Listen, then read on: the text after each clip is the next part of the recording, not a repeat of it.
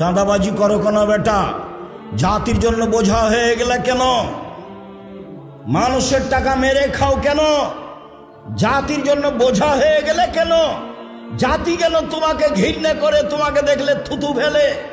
কাপুরুষ, কাপুরুষের সন্তান কাপুরুষ জাতির জন্য বোঝা হলে কেন? চাঁদাবাজি করো কেন বেটা? ভিক্ষে করে খাও, ভিক্ষে করে খাবা কেন? দিন মজুরি করে খাও, দিন মজুরি করে খাবা কেন? ব্যবসা করে খাও, চকলেটের ব্যবসা করো, বাদাম বিক্রির ব্যবসা করো, সারাদিনে 300 টাকা ইনকাম হবে। চাঁদাবাজি করো কেন? জুয়াচুরি করো কেন?